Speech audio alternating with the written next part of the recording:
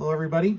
Doing the video a little differently this week. I'm recording it here in the church office. In my office, I am doing the second part today of a 6-part series on practices that help us grow in our spiritual lives. And these are practices that we want to be engaging in this experiment we're calling the quarter Q4 quest, the spiritual quest of 90 days at the end of the year. And this practice that we're going to talk about is the practice of worshiping weekly, gathering once a week to reorient ourselves, reorient our lives around the things that really matter to us, the things that matter most.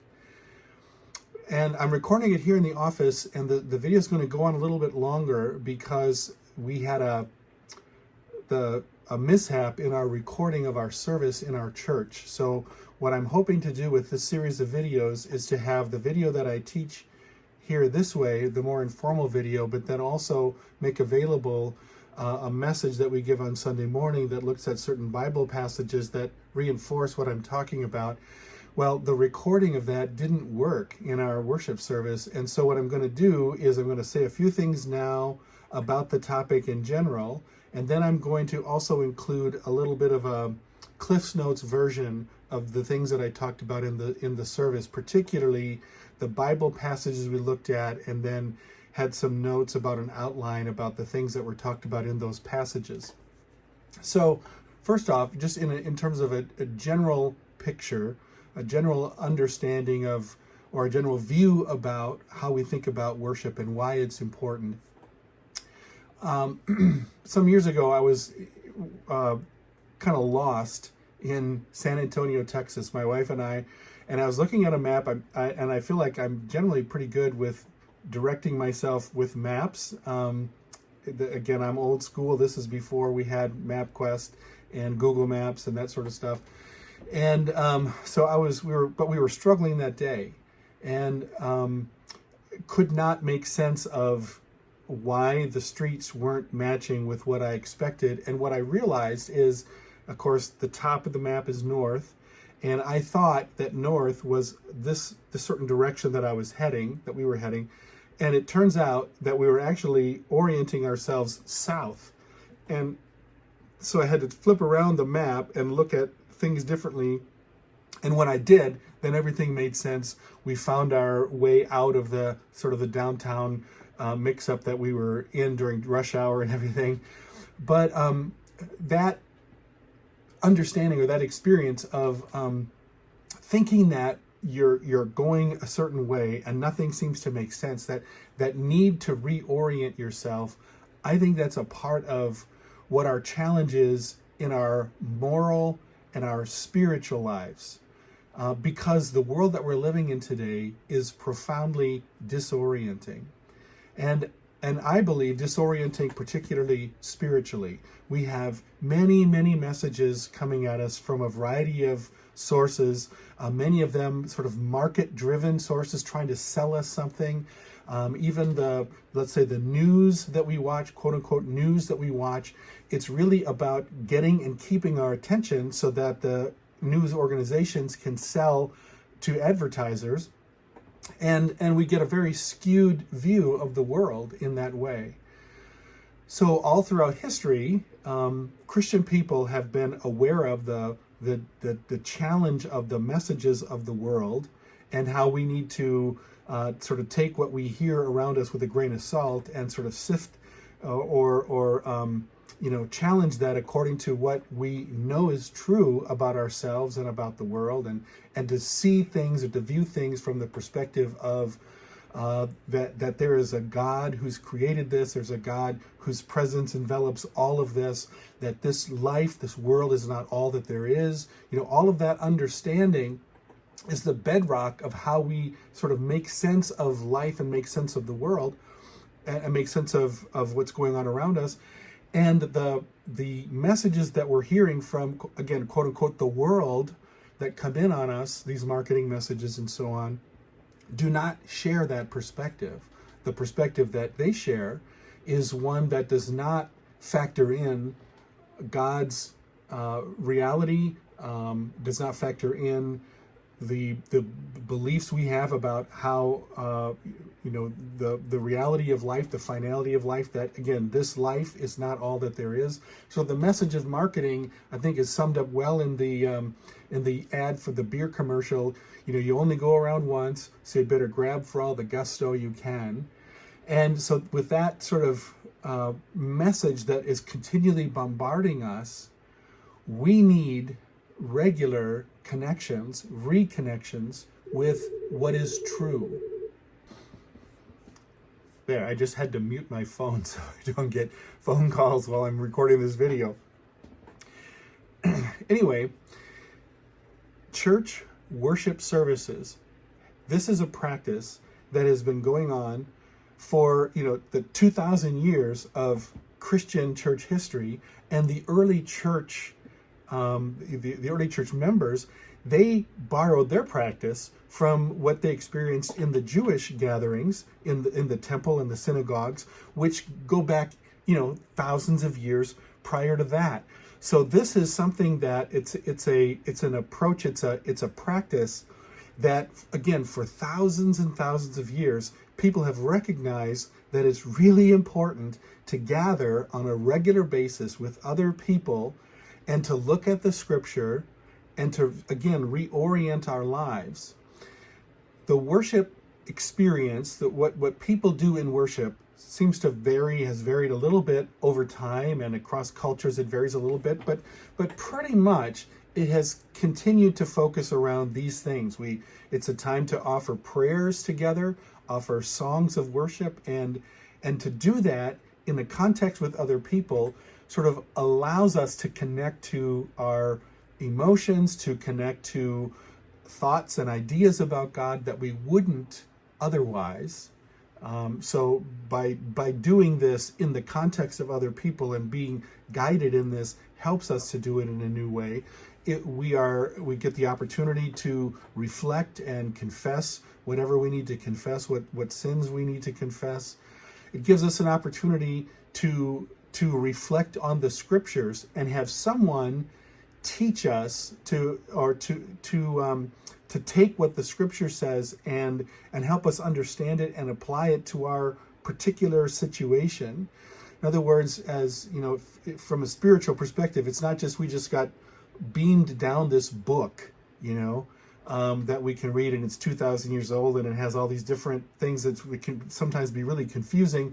But so we have the book, but then we also have this community that we're a part of, where someone who is trained and knows us, lives with us in our community, helps us understand what this book is saying and how it might apply to our lives. We have the opportunity to do that.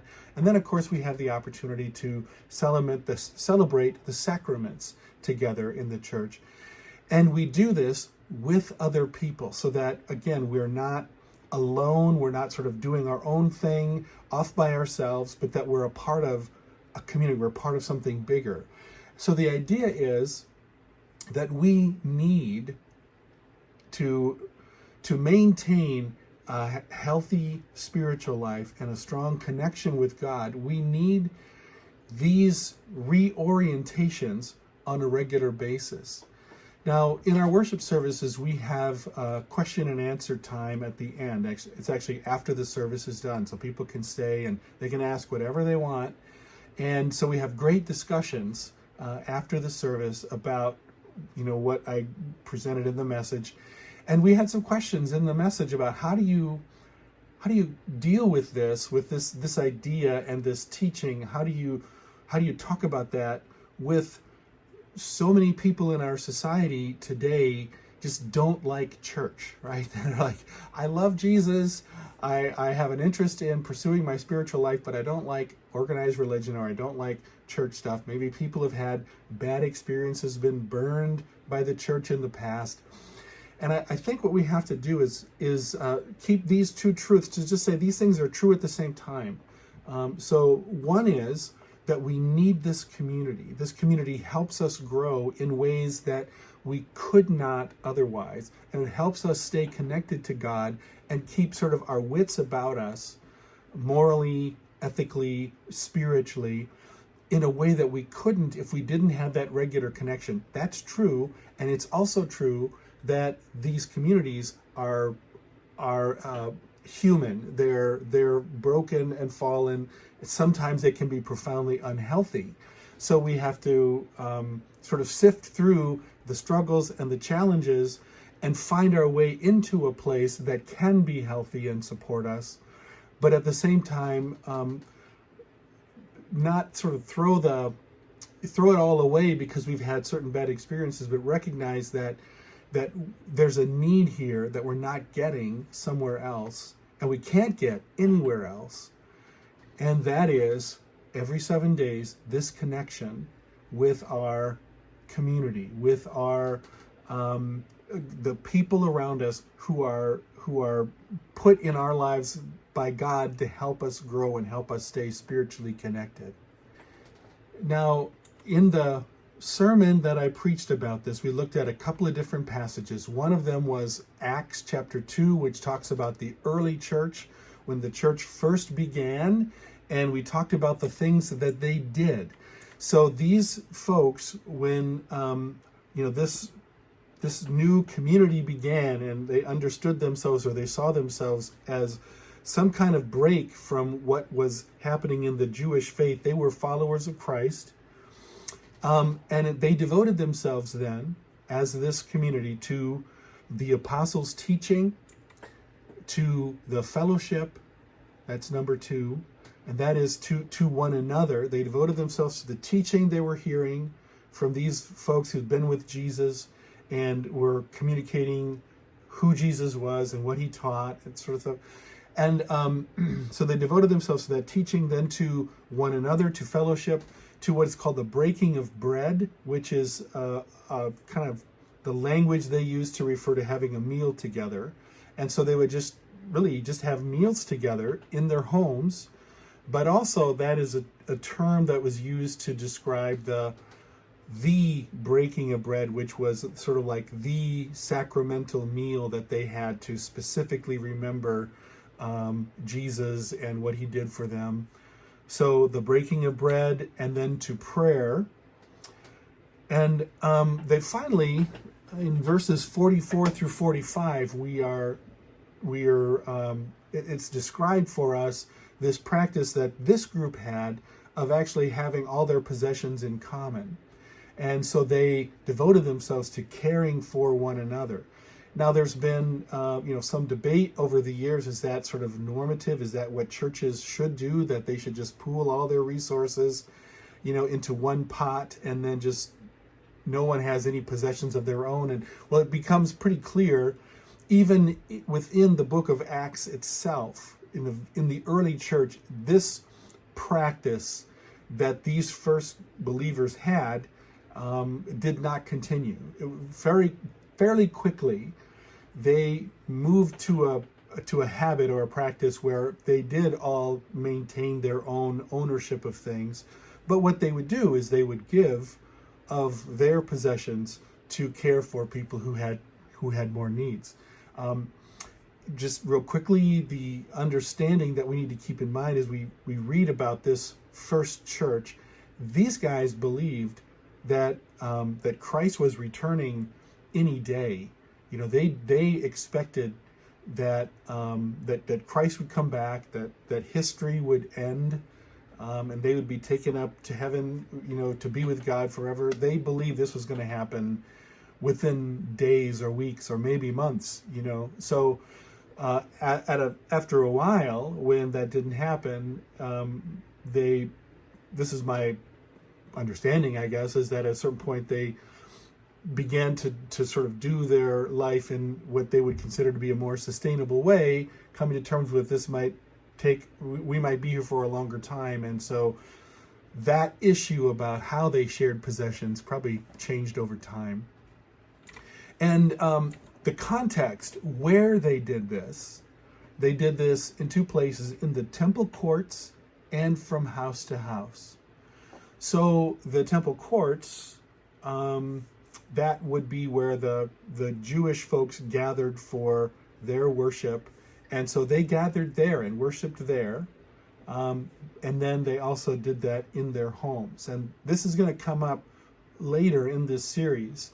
And in fact, even in this message here, that there is a balance of things, that church is not simply what we do from 10 to 11 on Sunday morning.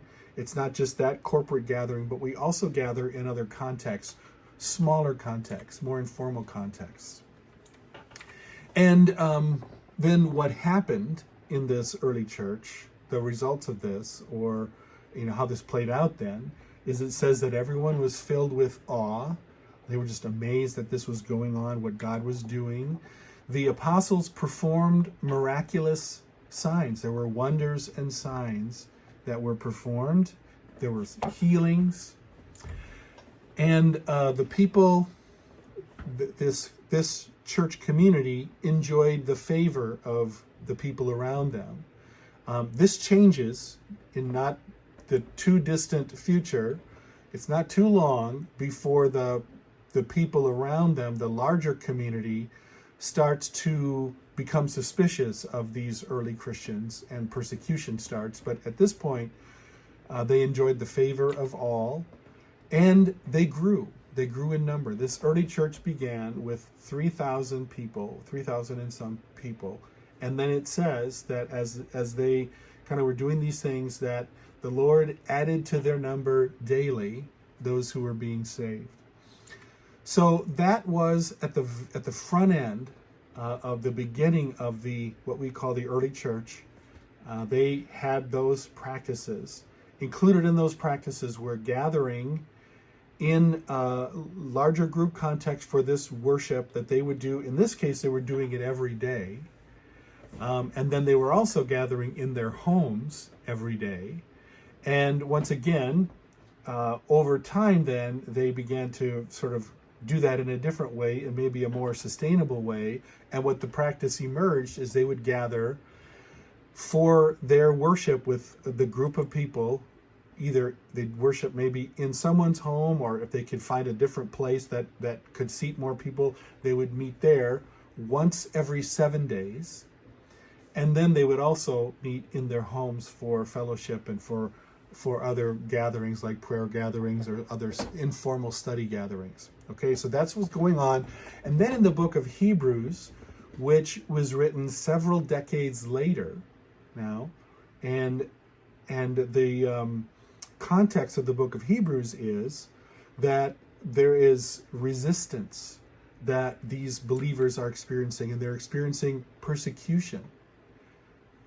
People are being arrested who are going to this church. People are having their possessions confiscated because of their involvement in this community. And so one of the things that they're doing is they're like, well, look, let me just, I'll keep believing in Jesus, but I'm going to stop going to these gatherings since it's going to get me in trouble.